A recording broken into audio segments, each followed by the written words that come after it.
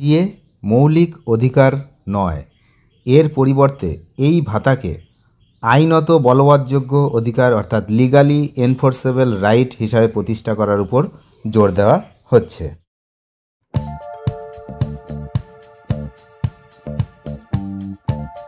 DA মৌলিক অধিকার নয়, আইনি অধিকার।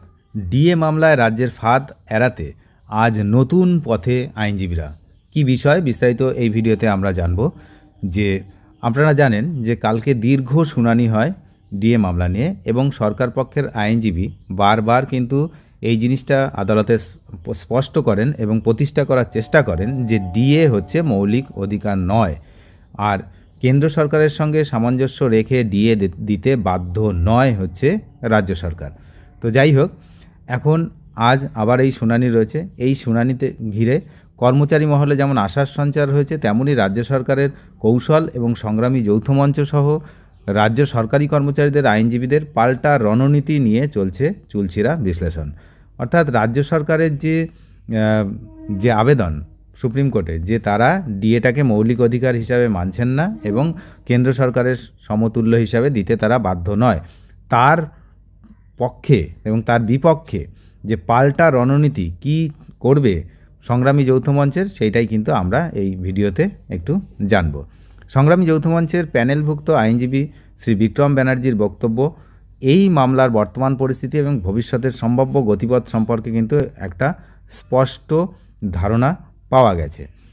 তো কি প্রথমেই বলা ভালো, দীর্ঘদিন পর এই মামলার শুনানি শুরু হওয়াটাই কর্মচারী সংগঠনগুলোর জন্য একটি বড় ইতিবাচক পদক্ষেপ।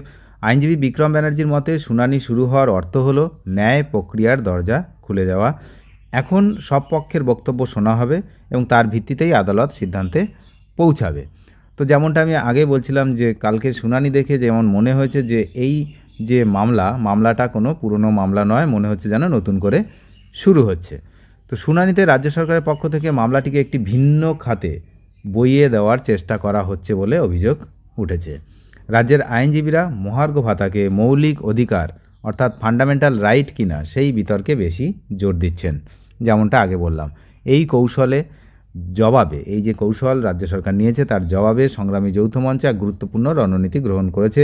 শ্রী বিক্রম ব্যানার্জি জানান যে প্রবীণ আইনজীবী শ্রী গোপাল সুব্রমণ্যম এবং শ্রী বিকাশ রঞ্জন ভট্টাচার্য এবং শ্রী PS পাটোয়ালির মতো শীর্ষ আইনজীবীদের সাথে আলোচনার পর আপাতত মৌলিক অধিকারের পরিবর্তে মহার্ঘ ভাতাকে লিগালি এনফোর্সেবল রাইট অর্থাৎ আইনত বলবৎযোগ্য অধিকার হিসাবে প্রতিষ্ঠা করার উপরে জোর দেওয়া হচ্ছে। সুতরাং ওরা বলছে, রাজ্য সরকার বলছে ফান্ডামেন্টাল রাইট নয়, মৌলিক অধিকার নয়, আর তার অপোজিটে এটাকে আইনত বলবৎযোগ্য অধিকার হিসাবে প্রতিষ্ঠা করার চেষ্টা করা হচ্ছে সংগ্রামী যৌথ মঞ্চের তরফ থেকে এবং যারা কর্মচারী রয়েছে তাদের পক্ষ থেকে। এই কারণে যে যদি কোনো কারণে সুপ্রিম কোর্ট এই ডিএটাকে সাংবিধানিক অধিকার নয় এই বিষয়টা মেনে নেন, রাজ্য সরকারের কথা যদি মেনে নেন, তাহলে তার পাল্টা কি দেওয়া যাচ্ছে সেই হিসাবে কিন্তু আইনজীবীরা আপাতত প্রস্তুতি নিয়েছেন। তো এই কৌশল কেন নিয়েছেন তার কিছু কারণ রয়েছে। সুপ্রিম কোর্ট যদি কোনোভাবে পর্যবেক্ষণ দেয় যে ডিএ মৌলিক অধিকার নয়, তবে তা ভবিষ্যতের সমস্ত মামলার জন্য কিন্তু সমস্যার সৃষ্টি করবে। বিশেষ করে 2009 সালের রোপা সংক্রান্ত মামলার ক্ষেত্রেও কিন্তু নেতিবাচক প্রভাব কিন্তু ফেলবে। বর্তমান মামলাটি 2009 সালের রোপা নিয়মের উপর ভিত্তি করেই চলছে, তাই এই নিয়মের আওতায় ডিএ যে কর্মচারীদের একটি আইনগত প্রাপ্য তা প্রতিষ্ঠা করাই হচ্ছে এখন কিন্তু মূল লক্ষ্য কর্মচারী সংগঠনগুলির। ভারতের মহার্ঘ ভাতা মৌলিক অধিকার কিনা সে বিষয়ে সুপ্রিম কোর্টের কোনো সুস্পষ্ট রায় কোনোদিন আসেনি, তাই এই অনিশ্চিত পথে না হেঁটে আইনগত অধিকারের পথেই হাঁটা হচ্ছে, এটাই হচ্ছে বিষয়।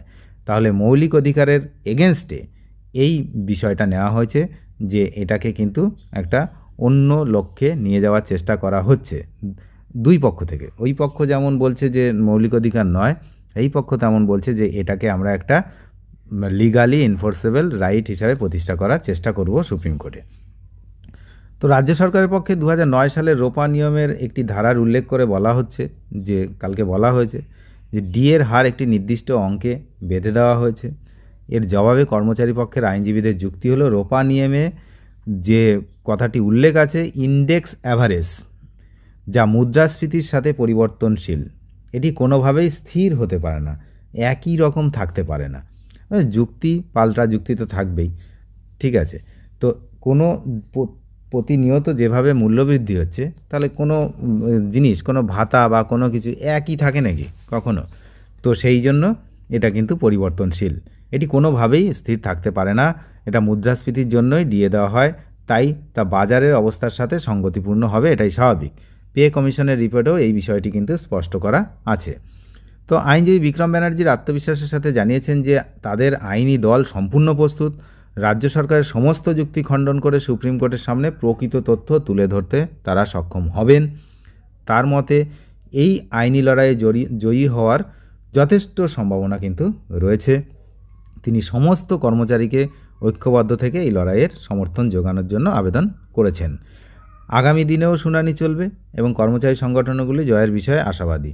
আজ যেমন শুনানি রয়েছে এবং এই শুনানি আগামী দিনেও কিন্তু হবে, কারণ আপনারা জানেন যে এটা ডে টু ডে কিন্তু শুনানি হবে, কারণ অনেকের বক্তব্য এখানে শোনা হবে, তাই ডে টু ডে এই মামলাটি রাখা হয়েছে। সুপ্রিম কোর্ট কোনো এক্সট্রা ডেট দেবে না, আগেই জানিয়ে দিয়েছে, কাউকে কোনো সময় দেওয়া হবে না, প্রত্যেক দিন শুনানি হবে, এই হচ্ছে বিষয়। তারপরে তারা একটা নির্দিষ্ট জায়গায় পৌঁছাবে।